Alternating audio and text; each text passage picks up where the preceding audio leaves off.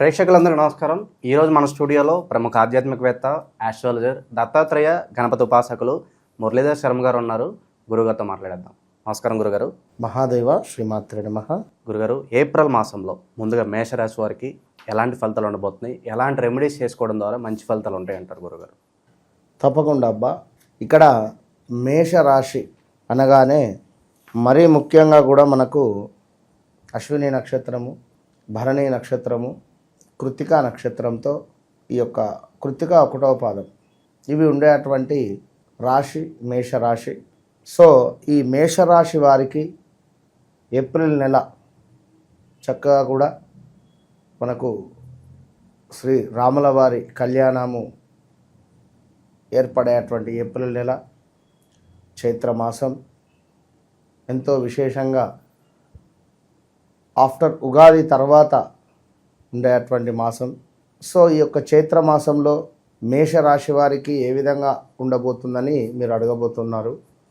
ఇక్కడ చాలా ఛానల్స్లో కూడా మేషరాశి వారికి ఏలినాటి శని ప్రారంభం కాబోతూ ఉన్నది అని అందరూ కూడా చెప్పడం జరుగుతున్నది.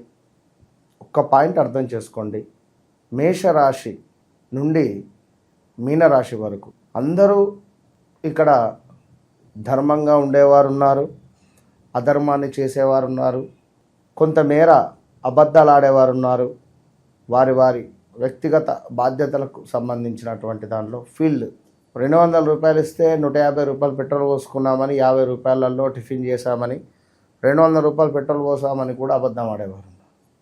వాడు టిఫిన్ చేయాలి కదా, అంటే చిన్న చిన్న స్థాయి అబద్ధాలు, చిన్నదే కదా అని అనుకుంటా. సో అంటే నా పాయింట్ ఆఫ్ ఏంటిదంటే ఇక్కడ అక్కడి నుండి కొన్ని లక్షల కోట్ల టర్నోవర్ అయ్యేటువంటి వరకు కూడా ఈ 12 రాశులకు సంబంధించినటువంటి వారు ఎవరైతే ఉన్నారో వారు వచ్చేసి ఖచ్చితంగా కూడా అబద్ధాలు, అదేవిధంగా కొంతమేర మోసాలు. ఇక్కడ ఎవరు శుద్ధపూస అని నేను చెప్పడం లేదు, అట్లా నా పాయింట్ అర్థం చేసుకోండి. మేషరాశి అనగానే భయపడాల్సిన అవసరం లేదు అంటున్నా.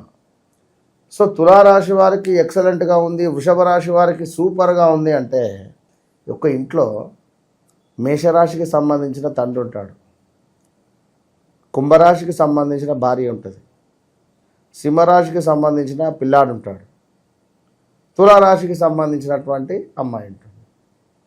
సో తులారాశికి సంబంధించినటువంటి అమ్మాయి ఇప్పుడు ఇంటరో సెకండ్ ఇయరో అనుకో, ఆమె ఏం చేస్తుంది, జాబ్ చేస్తుంది, చదువుకుంటుంది, చదువులో బాగుంటుంది, అంతే కదా.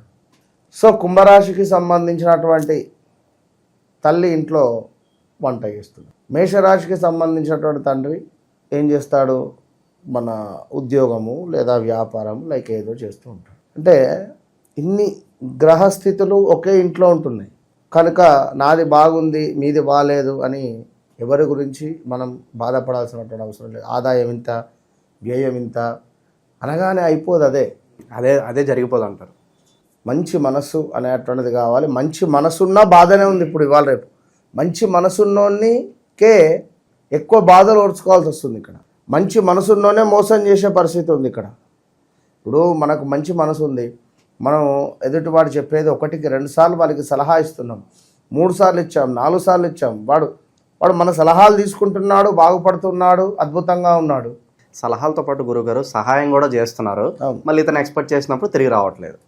ఎన్నో ఉంటవి కనుక ఎవరు ఏది బాధపడాల్సినటువంటి అవసరం లేదు, రోజులు గడుస్తూ ఉంటవి. సో ఇక్కడ హైలైట్ విషయం ఏంటి అంటే మీరు పుట్టిన సమయానికి మీ డేట్ ఆఫ్ బర్త్, పుట్టిన సమయం అనేటువంటిది ఒకటి ఉంటుంది. సో దాన్ని బేస్ చేసుకొని గ్రహస్థితి నడిచేటువంటి దశ అంతర్దశ అనేటువంటిది అల్టిమేట్ ఇక్కడ. సో ఈ పాయింట్ ఎవరు చెప్పరు, ఎవరు చెప్పడం లేదు. మేషరాశి, మీనరాశి మొత్తం ఏం జరిగిపోతుంది వినరా. కనుక అలాంటిదే అది అవసరం లేదు. హ్యాపీగా ఉండండి, చక్కగా నలుగురితో సర్వేజన సుఖినో భవంతు అన్నట్టు ముందుకెళ్ళండి. చక్కగా మేషరాశి వారికి చూసుకున్నట్టయితే కొంతమేర అనవసరమైనటువంటి ప్రయాణాలు అయితే కనబడుతున్నాయి. సమీపంలో ఉండేటువంటి బంధు నష్టం. సో పేషెన్సీ అవసరం, గుర్తుంచుకోండి. స్టమక్ రిలేటెడ్ ఇష్యూస్ కావచ్చును, కొంత వాహన ప్రమాదాలు చిన్నగా ఏర్పడేటువంటి పరిస్థితులు, వేల తప్పినటువంటి భోజనం, అదేవిధంగా కొంతమేర గొడవలు. ఈ గొడవ ఆ గొడవ అని చెప్పలేము, ఏదో ఒక గొడవ. మనం బండి మీద జాబుకు వెళ్ళేటువంటి సందర్భంలో ఒక పావు గంట లేట్ అయింది అనుకోండి, స్పీడ్గా వెళుతుంటే ఎవరో సడన్గా వచ్చేస్తారు. సో వాడు మనల్నే తిడతాడు ఉల్టా. అర్థమైందా? ఇదే సందర్భంలో ఫోటోలు తీయడం, హెల్మెట్ మర్చిపోవడం కానీ, 1-2 కాదు సిచ్యువేషన్స్ ఇట్లా ఉంటాయి. డ్రంక్ అండ్ డ్రైవ్ దొరికే ఛాన్సెస్ ఉంటుంది. ఈ లైసెన్సు డేట్ అయిపోయే సిచ్యువేషన్స్ కానీ, బండి ఖరాబ్ అయిపోవడాలు కానీ, కొత్త బైక్ కొనాలి అని కానీ, ఇలాంటివి చాలా ఉంటుంది. లేదా తరచూ పక్కన వాళ్ళ బండి అడుక్కొని పోవడం కానీ, అడుక్కొని వెళ్ళినటువంటి దానిలో పెట్రోల్ అయిపోవడం కానీ, ఇలాంటి ఒక విషయం ఏంటి అంటే ఇజ్జత్ తీసే ముచ్చట. ఇప్పుడు గొప్పగా బతికినటువంటి వాళ్ళం ఏదో రకంగా ఒక మనకు మార్కెట్లో ఒక వాల్యూ అనేది డౌన్ఫాల్ అయిపోతుంది. సో జాగ్రత్తగా ఉండండి. అదేవిధంగా కొంతమేర నమ్మక ద్రోహాలు కూడా వాటిల్లేటువంటి పరిస్థితులు ఉన్నవి.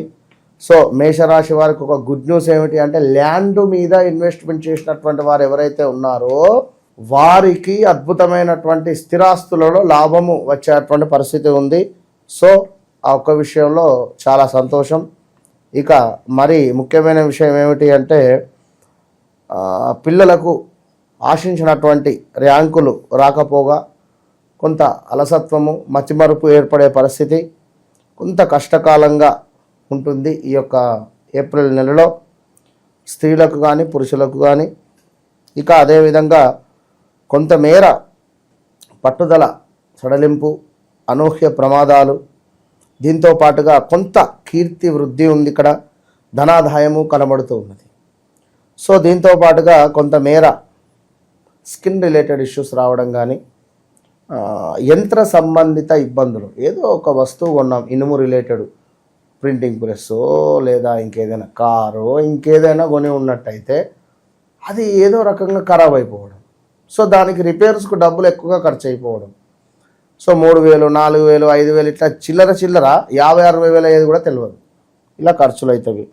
అదేవిధంగా కొంతమేర ధనము ఖర్చు అయ్యేటువంటి పరిస్థితి అధికంగా, కొంత ప్రమాద సూచనలు ఉన్నవి, కొంత ఆలోచన ఎక్కువగా కూడా ఏర్పడేటువంటి పరిస్థితి, వ్యయ ప్రయాసాలు ఎక్కువగా కూడా ఉన్నవి, శ్రమ అధికంగా పడాల్సి వస్తుంది ఈ యొక్క నెలలో. సో ఇక్కడ తప్పకుండా కూడా ఎవరైతే మేషరాశి వారు ఉన్నారో ఎక్కువగా ఇబ్బంది పడకుండా చక్కగా ఒక దీపారాధన చేసి ఒక 3 లవంగాలను తీసుకొని ఆ యొక్క దీపం కుందిలో వేసి దీపారాధన చేయడం వల్ల ఏవైతే పనులు మనకు ఆలస్యం అవుతూ ఉన్నావో అవి తొందరగా ముందుకు వెళ్ళేటువంటి పరిస్థితి కనబడుతుంది. కనుక దీంతో పాటుగా ఖచ్చితంగా నల్ల రంగులో ఉండేటువంటి కుక్కలకు బిస్కెట్స్ వేయడం ఎంతో అద్భుతమైనటువంటి ఫలితాలను మీకు తెచ్చిపెడుతుంది. So all the best.